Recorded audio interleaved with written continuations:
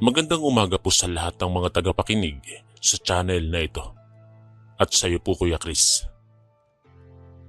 May nais po akong ibahaging kwento sa inyo na nangyari hango sa tunay kong karanasan. Sana po ay mabasa nyo din at mapansin. Tawagin nyo na lang po ako sa pangalang Norman. Tubong Aklan.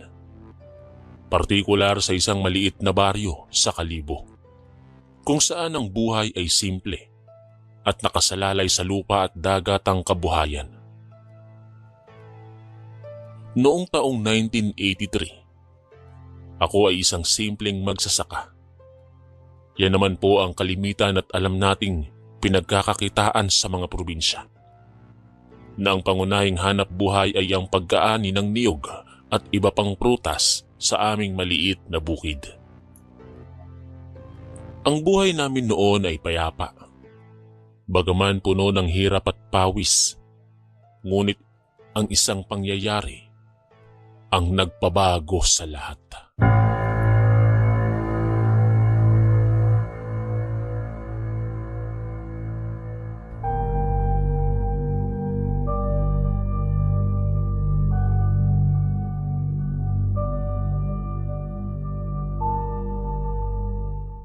Isang umaga, habang umaakyat ako sa matayog na puno ng niyog upang anihin ang mga bunga nito, napabitaw ako sa katawan ng puno dahil sa madulas na balat ng puno na basa pa ng hamog. Nalaglag ako mula sa taas na halos 10 metro, at ang epekto ng pagbagsak ay nagdulot ng matinding pinsala sa aking mga binti. Narinig ko ang tunog ng mga buto ko na nabali, at ang sakit na dumaloy sa aking katawan ay parang libu-libong karayom na tumutusok ng sabay-sabay. Hindi ako makagalaw, at ang aking asawa na si Rosa ay agad na tumakbo upang tulungan ako, kasama ang aming mga kapitbahay na narinig ang aking sigaw. Dinala nila ako pabalik sa aming maliit na bahay na gawa sa kawayan at nipa, kung saan ako ay nanatiling nakahiga sa isang lumang banig. Sa mga sumunod na araw, ang buhay ko ay naging isang walang katapusang pagdurusa. Wala kaming sapat na pera upang dalhin ako sa pinakamalapit na ospital sa Kalibo. Kaya naman umasa kami sa isang natural na hilot, sa isang manghihilot na kilala sa baryo. Araw-araw ay pinupuntahan niya ako upang hilutin ang aking mga buto. Ngunit ang sakit ay hindi nawawala. Ang aking mga binti ay nakatali sa mga piraso ng kahoy upang mapanatili ang posisyon nito. Subalit kahit na ganito, ang bawat galaw ko ay nagdudulot ng matinding kirot na umaabot hanggang sa aking likod at dibdib. Hindi ko maipaliwanag ang pakiramdam na iyon. Parang ang aking katawan ay nasa apoy, at bawat segundo ay isang pakikipaglaban sa matinding sakit. Ang aking pamilya ay binubuo ng 3 anak noon. Ang panganay ay si Juan na nasa edad na 17, at ang 2 nakababata na sina Pedro at Ana na nasa edad na 11 at 10. Si Juan, bilang panganay, ay agad na nagdesisyon na huminto sa pag-aaral upang tumulong sa pamilya. Bagaman labag ito sa aking kalooban, wala akong magawa dahil sa aking kalagayan. Ang aming bukid ay hindi sapat upang matugunan ang aming pang-araw-araw na pangangailangan, at madalas kaming magtiis ng gutom. Minsan ay wala kaming bigas sa loob ng ilang linggo, at umaasa lamang kami sa mga gulay mula sa hardin at isda naman mula sa ilog. Ang tanging dasal ko noon ay ang gumaling ako upang makabalik na sa pagtatrabaho at matugunan ang responsibilidad ko bilang ama. Habang ako ay nakaratay, napansin ko ang mga pagbabago sa buhay namin. Si Juan ay nagsimulang magtrabaho sa isang mayamang pamilya sa baryo na kilala bilang ang mga Del Rosario. Sa unay natuwa ako dahil sa kanyang kasipagan. Subalit unti-unti akong nagtaka sa kanyang mga dala. Madalas siyang umuwi na may dalang masasarap na pagkain, katulad ng karne, prutas at kahit pera na hindi karaniwan para sa isang simpleng trabaho sa bukid. Sa isip ko, alam ko na ang trabaho sa bukid ay hindi madaling magpayaman dahil ako mismo ay naranasan yon sa maraming taon. Ang kanyang madalas na pagdadala ng mga ito ay nagdulot ng hinala sa akin at nagsimula akong magmasid sa kanyang mga kilos. Isang hapon noon, habang ako ay nakaupo sa aming beranda gamit ang aking improvised na upuan, nagdesisyon akong kausapin si Juan tungkol dito. Habang siya ay papalapit kasama ang kanyang mga kapatid, bitbit ang mga dala niyang bagay, naisip ko na oras na upang malaman ang katotohanan. Sa aking pagiging ama, natatakot ako na baka siya ay nasasangkot sa mga bagay na hindi tama, lalo na sa aming lugar na puno ng mga kwento tungkol sa mga masasamang gawain. Ang baryo namin sa Aklan ay may mga alamat tungkol sa mga aswang at mangkukulam. At ang pamilyang Del Rosario ay madalas na pinag-uusapan bilang may kinalaman sa mga ito. Sabi ng mga matatanda, ang kanilang kayamanan ay nagmula sa mga lihim na pakikipag-ugnayan sa mga supernatural na nilalang, kung saan sila ay nagbibigay ng mga serbisyo na hindi maaaring sabihin sa liwanag ng araw. Sa paglapit niya, nagsimula akong magtanong tungkol sa kanyang trabaho. Ngunit ang kanyang mukha ay nagpakita ng pag-aalangan. Bagaman wala siyang diretsong sinabi, ang kanyang katahimikan ay nagbigay ng hudyat na mayroon nga siyang tinatago. Sa mga sumunod na araw, patuloy akong nagmasid sa pamamagitan ng pagtatanong sa kanyang mga kapatid. Nalaman ko na hindi siya talaga pumupunta sa bukid, kundi nananatili sa bahay ng mga Del Rosario. Ito ay nagdulot ng matinding pag-aalala sa akin dahil alam ko ang mga kwento tungkol sa kanilang pamilya na sila ay dumudukot ng mga tao upang ibigay sa mga aswang bilang pagkain. Ang mga matatanda sa baryo ay nagkukwento tungkol sa mga albularyo na biglang nagkakasakit kapag lumalapit sa kanila, at ang ama ng pamilya, bagaman matanda na, ay parang hindi naman tumatanda. Nagdesisyon akong pigilan si Juan sa kanyang trabaho dahil naniniwala akong mas mabuti ang mahirap kaysa mapahamak. Isang hapon, habang naghihintay ako sa kanya sa labas ng bahay, kahit sa hirap na akong gumalaw, nagawa kong kausapin siya tungkol sa aking desisyon. Sa aming pag-uusap, inilahad niya ang kanyang mga dahilan na ang trabaho ay mabigat, ngunit nagbibigay ng sapat na pera para sa pamilya. Unti-unti, inamin niya ang katotohanan. Siya ay nagiging tagapagkatay ng mga tao na dinadala sa bahay na iyon. Ang mga bangkay ay hinahati niya sa laman at buto. Inihahanda para sa mga kliyente na mga aswang. Ito ay nagdulot ng matinding gulat sa akin at naisip ko na ang buhay niya ay nasa panganib. Bagaman nais kong tumulong, alam kong wala akong magagawa sa aking kalagayan. Pinayuhan ko siyang umalis sa trabaho niya. Ngunit ang kanyang takot sa paghihiganti ng mga Del Rosario ay nagpahirap sa desisyon. Sa mga sumunod na buwan, patuloy siyang nagtrabaho doon. At ang kanyang pag-uwi ay naging madalang. Hanggang isang araw, nawala siya ng walang bakas.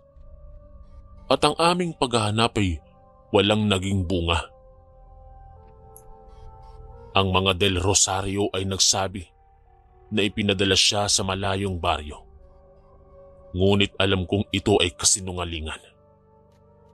Ito ang simula ng aming mas malaking trahedya, kung saan ang takot ay nagsimulang yumakap sa aming pamilya. Matapos kong malaman ang lihim ni Juan, ang aming buhay ay lalong naging puno ng pangamba. Ang baryo sa Aklan ay puno ng mga kwento tungkol sa mga supernatural na bagay. At ang pamilyang Del Rosario ay sentro ng mga ito. At katulad nga ng nabanggit kanina, sila ay kilala bilang may lahing mangkukulam. At ang kanilang bahay na malaki at madilim ay parang isang anino sa gitna ng aming komunidad. Habang ako'y nananatiling baldado, ang aking asawa ay nagdesisyon na pumunta sa bahay ng mga Del Rosario upang magtanong tungkol sa pagkawala ni Juan. Nang siya ay bumalik, inilahad niya na ang sabi nila ay ipinadala siya sa isang malayong lugar upang maghatid ng mga paninda at maaaring abuti ng isang linggo. Ito ay nagdulot ng galit sa akin at agad kong inutusan si Rosa na puntahan ng isang matandang albularyo na kilala sa baryo, na nagngangalang Mang Tomas. Si Mang Tomas ay isang respetadong manggagamot na gumagamit ng mga tradisyonal na paraan upang labanan ng mga masasamang espiritu. Nang dumating si Mang Tomas sa aming bahay, inilahad ko sa kanya ang lahat ng detalye tungkol sa trabaho ni Juan at ang mga hinala ko tungkol sa mga Del Rosario. Naniniwala siya na may kinalaman ng mga aswang sa pagkawala ng aking anak. At pinayuhan niya kaming maghintay ng ilang araw bago sumugod. Sa loob ng panahong yun, gumawa siya ng plano upang pasukin ang bahay nila ng ligtas. Habang kami ay naghihintay, ang takot ay lalong lumalim sa aming pamilya. Sa pagsapit ng araw ng linggo, matyagang kami ay nagbantay sa labas ng aming bakuran kasama si Mang Tomas. Habang ang hapon ay lumalalim, nakita namin si Juan na papalapit mula sa malayo. Sa unay, parang normal siya. Ngunit nang lumapit, napansin namin ang kanyang pangangayayat at ang nakasusulasok na amoy na nagmumula sa kanyang katawan. Siya ay tulala, hindi sumasagot sa aming mga tawag at may mga sugat sa kanyang katawan na parang gawa ng matatalas na kuko. Agad siyang sinuri ni Mang Tomas at natuklasan niya na hindi ito makapagsalita. At may isang malaking sugat sa kanyang hita. Sa gabi, ginamot siya ni Mang Tomas ng buong magdamag. Ngunit walang pagbabago. Bago sumapit ang 6:00 ng umaga, si Juan ay namatay. At ang kanyang katawan ay nanatiling malamig at walang buhay. Upang hindi maalarma ang buong baryo, inilibing namin siya ng lihim at nagpasya kaming maghiganti. Si Mang Tomas ay nagplano ng maigi at bumalik siya kasama ang kanyang pamangkin na isa ring albularyo. Ito ay nagngangalang Luis. Nangako sila na susugpuin ng mga Del Rosario at magbibigay ng hustisya sa pagkamatay ni Juan. Sa araw ng kanilang pag-alis, 4:00 pa lamang ng madaling araw, inabisuhan nila kami na manatili sa loob ng bahay sa loob ng 3 araw at bantayan ang anumang kakaibang pangyayari. Naglagay sila ng proteksyon sa aming tahanan upang maiwasan ng mga masasamang espiritu. Sa gabing iyon, hindi ako makatulog dahil sa halo-halong emosyon. Takot para sa kanila at pag-aalala sa aming pamilya. Subalit sa wakas ay nakatulog ako. Pero paggising ko sa umaga, wala pa rin sila. Inutusan ko ang aking mga anak na manatili sa loob. Ngunit ang pangalawa ko, na si Pedro, ay naunang lumabas ng hindi ko alam. Kinahapunan, siya ay umuwi na tulala rin, katulad ng nangyari kay Juan. Pagsapit ng 6:00 ng hapon, siya ay nangisay at namatay ng biglaan. Ang sakit na nararamdaman ko ay hindi maipaliwanag. 2 anak na ang nawala sa akin dahil sa aking kawalan ng kakayahang protektahan sila. Sa loob ng 3 araw, itinago namin ang kanilang mga bangkay sa loob ng bahay at ang aking asawa ang nag-alaga sa kanila. Ang takot ay yumakap sa amin ng buo at bawat ingay sa labas ay nagdudulot ng pangamba. Sa pagtatapos ng 3 araw, ang lahat ay bumalik sa normal at kami ay nagpasyang buksan ang aming tahanan. Sa mga sumunod na araw, nabalitaan namin na ang pamilyang Del Rosario ay naglaho na rin, na parang bula sa hangin. Walang nakakaalam kung saan sila pumunta, at ito ay nagbigay ng hinala na maaaring ganito rin ang nangyari kina Mang Tomas at Mang Luis. Sa loob ng mga taon, hinintay namin ang kanilang pagbabalik, ngunit wala ni isang paramdam. Ang aming buhay ay nagpatuloy, ngunit ang alaala ng mga nawala ay nanatili sa aming puso.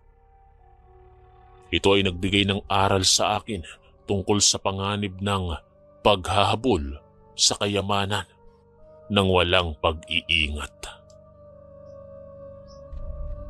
Ang pagkawala ng aking 2 anak ay nagdulot ng malalim na sugat sa aming pamilya. Ang baryo sa Aklan ay naging saksi sa aming pagdurusa.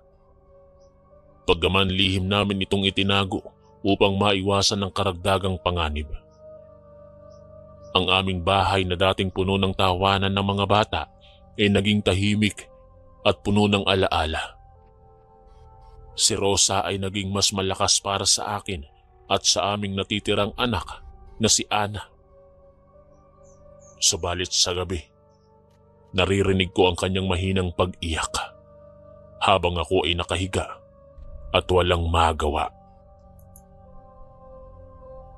Ang aking kalagayan bilang baldado ay lalong naging mabigat dahil naisip ko na kung hindi lang sana ako na aksidente, marahil ay hindi naghanap ng mapanganib na trabaho si Juan.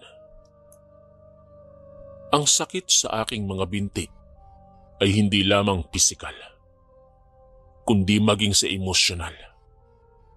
Dahil bawat araw ay nagpapaalala sa akin ng aking kawalang silbi.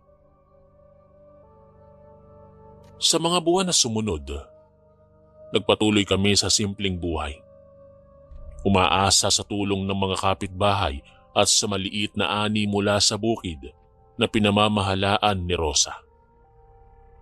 Ang takot sa mga aswang ay nanatili at madalas kaming mag-ingat sa gabi, lalo na kapag may buwan. Isang araw, Nabalitaan namin mula sa mga tsismis sa baryo na may mga katulad na pangyayari sa iba pang pamilya. Mga kabataan na nawawala at bumabalik na walang buhay. Ito ay nagpatunay na ang mga Del Rosario ay bahagi ng isang mas malaking sindikato na nagbibigay ng serbisyo sa mga masasamang nilalang. Sa aking pag-iisip, naisip ko na ang kanilang kayamanan ay nagmula sa dugo at pawis ng mga inosente. At ang kanilang paglaho, marahil ay pagtakas mula sa hustisya ng mga albularyo. Habang ang mga taon ay lumilipas, ang aming pamilya ay unti-unting gumaling sa nakaraan. Si Ana ay lumaki ng matatag at natutong tumulong sa bukid. Ako naman ay unti-unting nakagalaw ng kaunti. Salamat sa patuloy na paggamot. Ngunit ang alaala ng mga nawala ay hindi nawawala sa aming mga isipan. At madalas akong magdasal para sa kanilang kaluluwa. Ito ay nagbigay ng aral tungkol sa halaga ng pamilya at ang panganib ng paghahabol sa madaling kayamanan. Ang aming buhay sa Aklan ay nagpatuloy ng walang mga Del Rosario. Ngunit ang takot ay nanatili sa aming alaala. Hinintay namin ang pagbabalik ni Mang Tomas at Luis sa loob ng mga dekada. Ngunit walang balita. Marahil ay naging biktima rin sila ng parehong kapangyarihan. Ngayon bilang matanda na, ibinahagi ko ito upang magbigay ng babala sa iba na ang tunay na kayamanan ay nasa pamilya at katapatan. Hindi sa lihim na gawain. Hanggang dito na lamang po ang aking kwento. Maraming salamat po sa pagbabasa nito at sa lahat ng mga nakinig.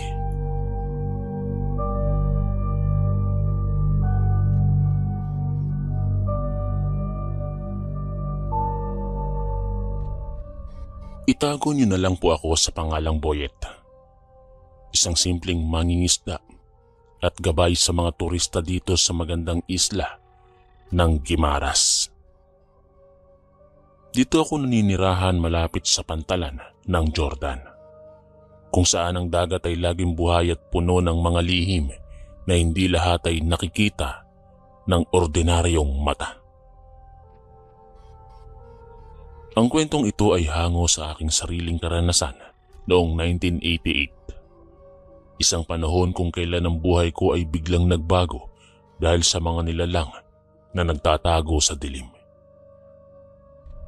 Ito ay hindi lamang isang kwento ng takot, kundi isang aral tungkol sa mga lihim ng mundo na mas malalim kaysa sa karagatan. Sa Guimaras, ang isla na kilala sa matamis na mangga at payapang baybayin, lumaki ako sa gitna ng dagat at lupa na puno ng buhay. Noong 1988, ako ay namuhay na mayroong pangunahing hanap buhay tulad ng pagbebenta ng mga sariwang isda na nahuhuli ko araw-araw. Ang pantalan ng Jordan ang aking pangunahing lugar ng trabaho, kung saan ang mga bangka na puno ng pasahero ay dumarating at umaalis na parang alon na walang tigil. Ang simpleng buhay na ito ay sapat na para sa akin upang buhayin ang aking pamilya, na binubuo ng aking asawa at ilang anak na laging naghihintay sa aking pag-uwi. Hindi ko itinuturing na problema ang pagkakaroon ng maraming anak, dahil naniniwala ako na hanggat may sipag at tiyaga, ang dagat ay laging magbibigay ng biyaya. Bukod sa pagbebenta ng isda, ako ay nagsisilbi ring gabay sa mga bakasyonista na dumarating mula sa iba't ibang lugar. Ang Guimaras ay may maraming lihim na sulok, mula sa mga puting buhangin na dalampasigan hanggang sa mga burol na puno ng sariwang hangin. Sa tuwing wala akong trabaho sa pantalan, ako ay naglilibot sa buong isla upang matuklasan ang mga bagong tanawin na maaari kong ipakita sa mga turista. Ang kita mula rito ay malaki, lalo na kapag ang mga bisita ay natutuwa sa mga lugar na hindi karaniwang nakikita sa mga mapa. Sa ganitong paraan, ako ay nakakapagdagdag ng pera para sa pamilya. At ang buhay ay tila perpekto sa kabila ng mga hamon ng araw-araw na buhay. Subalit sa likod ng kagandahan ng Guimaras, may mga kwento na kumakalat sa mga matatanda at sa mga nayon. Mula pa nung ako'y bata, naririnig ko ang mga bulong-bulungan tungkol sa mga nilalang na hindi nabibilang sa mundo ng mga ordinaryong tao. Ang aking lolo na si Pedro ay laging nagbabahagi ng mga kwento tungkol sa mga lihim na lahi na naninirahan sa mga madilim na bahagi ng isla. Siya ay isang matandang lalaki na bihirang magsalita, ngunit kapag ginawa niya ito, ang bawat salita ay puno ng katotohanan at walang halong kasinungalingan. Naniniwala siya na ang mundo ay hindi lamang para sa atin, kundi may iba pang mga lahi na natira pagkatapos ng mga malalaking pagbabago sa kasaysayan. Ayon sa kanyang kwento, may mga nilalang na tinatawag na taong dilim. Isang lahi na nagtatago sa mga anino at kumukontrol sa mga bagay na hindi nakikita ng karaniwang mata. Sila ay katulad ng ating lipunan na may mga ordinaryong miyembro, mandirigma, manggagamot, at lalo na ang mga tagapanday ng mga makapangyarihang bagay. Ang mga taong dilim ay kinikilala bilang mga pinuno ng mga masasamang nilalang, tulad ng mga aswang at iba pang sumasamba sa kadiliman. Sila ang pinagmumula ng mga espesyal na kapangyarihan na tinatawag na bertud, na nagbibigay ng lakas sa mga sumusunod sa kanila. Noong mga panahong iyon, ako ay hindi masyadong naniniwala sa mga kwentong ito dahil ang aking buhay ay nakatuon sa dagat at pamilya. Ngunit ang aking lolo ay laging nagpapaalala na ang Guimaras ay hindi lamang isang ordinaryong isla. Ito ay puno ng mga lihim na kaharian na umiiral sa paralel na mundo. Siya ay may karanasan noong kanyang kabataan kung saan siya ay nawala sa isang bundok at natulungan ng isang mabait na miyembro ng mga taong dilim. Mula noon, sila ay naging magkaibigan at sa pamamagitan nito, nalaman niya ang mga lihim ng kanilang kaharian. Sa aking araw-araw na gawain, ako ay laging nag-iingat, lalo na sa mga lugar na malayo sa pantalan. May mga panahon na ako ay nakaririnig ng mga kakaibang ingay sa gabi o nakakakita ng mga anino na hindi karaniwan. Ngunit ako ay patuloy na nagtrabaho dahil ang buhay sa isla ay nangangailangan ng katatagan. Isang hapon, habang ako ay nagpapahinga malapit sa isang madilim na bahagi ng dalampasigan, ako ay nakakita ng mga figura na naglalakad sa dilim. Sa unay akala ko ay ordinaryong tao lamang sila. Ngunit habang lumalapit ako, napansin ko ang kakaiba sa kanilang anyo. May usok na lumalabas sa kanilang katawan at ang kanilang hugis ay hindi solid, na parang anino na nawawala sa hangin. Sa takot, ako ay tumakbo pabalik sa aking tahanan. At doon ay nagsimula ang aking karamdaman. Ako ay nagkaroon ng matinding lagnat. Nanginginig ang aking katawan at pakiramdam ko ay umiikot ang buong mundo. Ito ay nagpatuloy ng ilang araw. Hanggang sa tawagin ng aking asawa ang aking lolo. Sa kanyang pagdating, agad niyang napansin ang aking kalagayan at sinabi na ito ay epekto ng pagkakakita sa mga taong dilim. Siya ay nagbigay ng tulong sa pamamagitan ng isang ritual na kinabibilangan ng isang itim na ugat at isang mangkok na puno ng kamangyan at uling.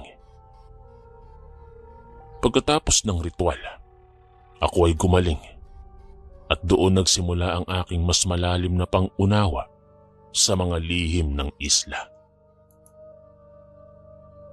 Sa kabanatang ito ng aking buhay, nagsimula ang aking paglalakbay mula sa simpleng buhay tungo sa pagtuklas ng mga bagay na hindi nakikita ng lahat.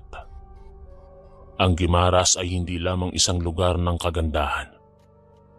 Ito ay tahanan ng mga lihim na maaaring magbago ng buhay ng sinuman.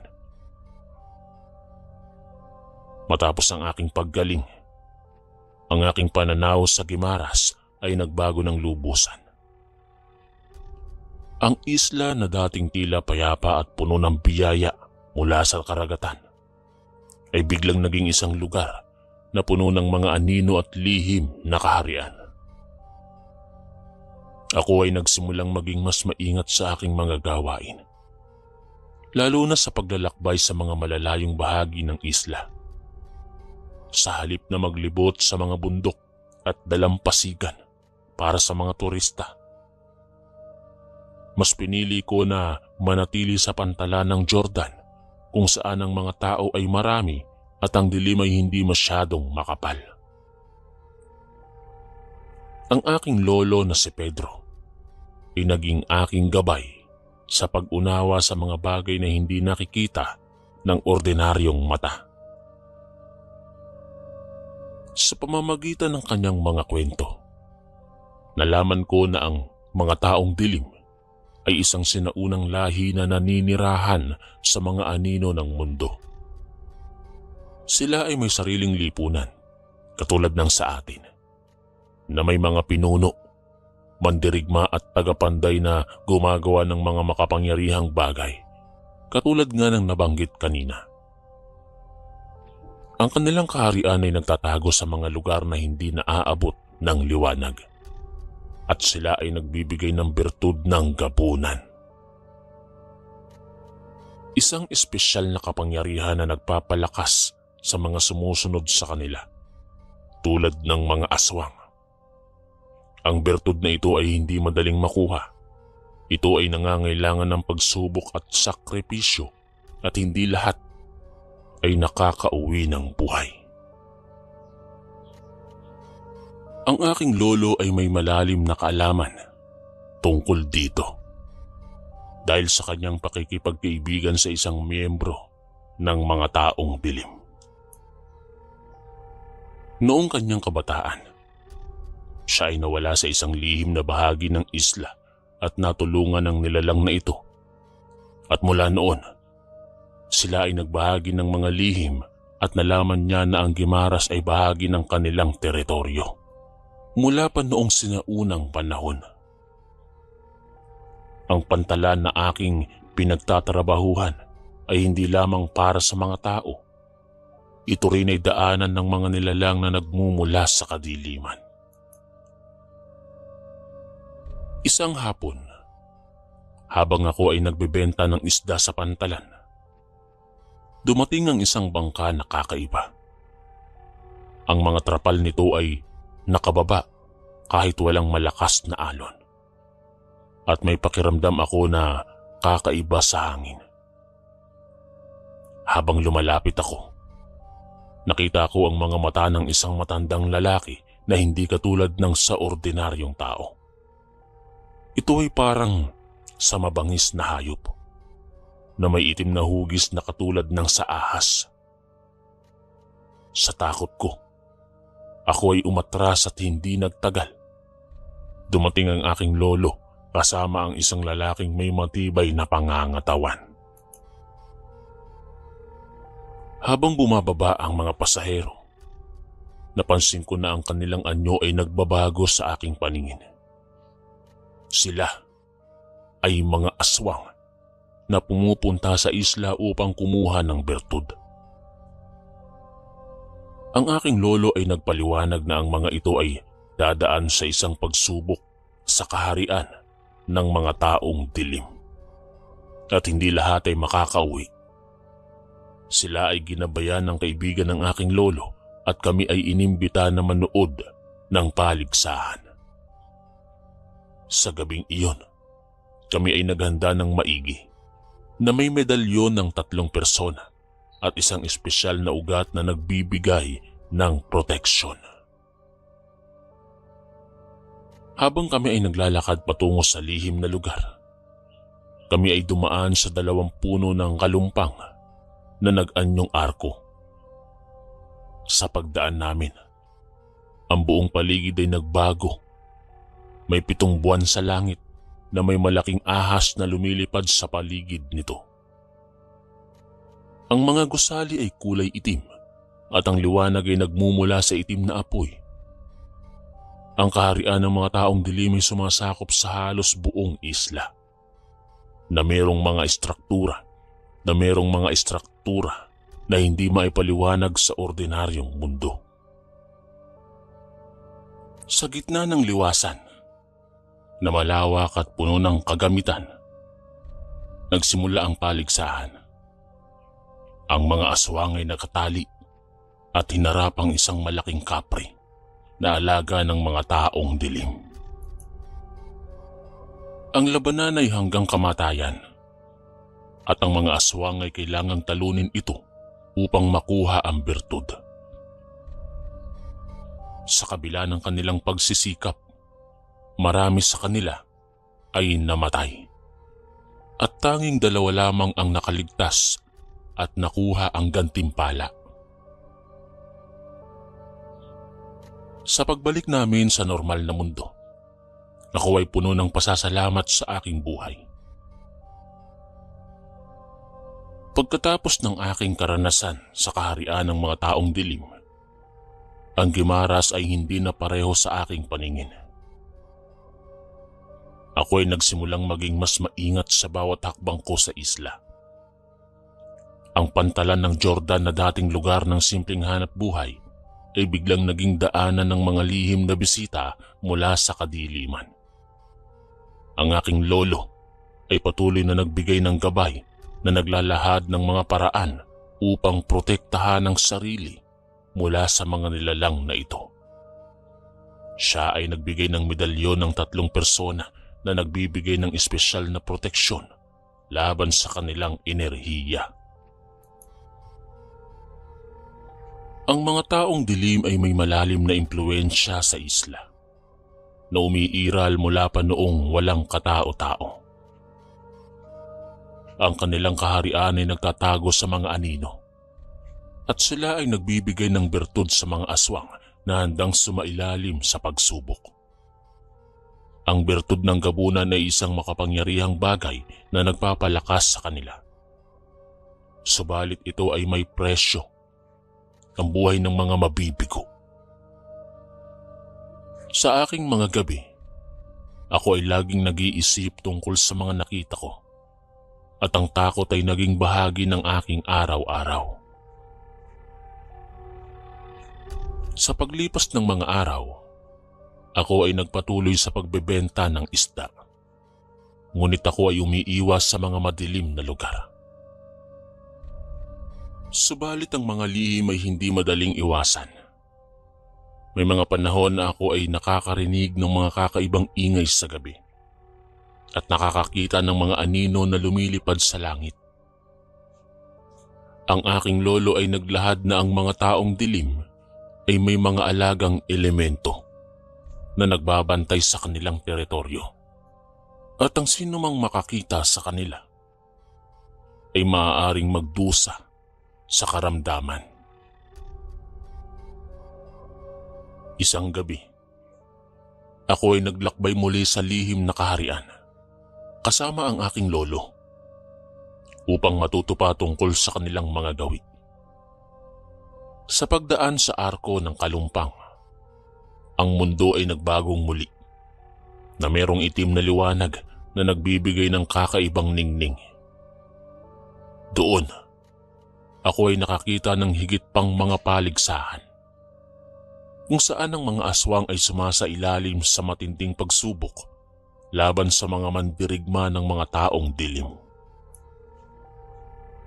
Ang mga labanan ay puno ng lakas at sakripisyo, at ang mga nanalo lamang ang nakakauwi ng mayroong bertud. Sa kabila ng takot, ako'y natuto ng mga paraan upang maging ligtas, tulad ng paggamit ng espesyal na ugat at ritual. Ang karanasan kong ito ay naglalahad ng aking mga hamon at ang proteksyon na natutunan ko upang harapin ang mga lihim ng isla. Sa wakas ng aking paglalakbay sa mga lihim ng Guimaras, ako ay naging isang lalaking puno ng karunungan at pasasalamat.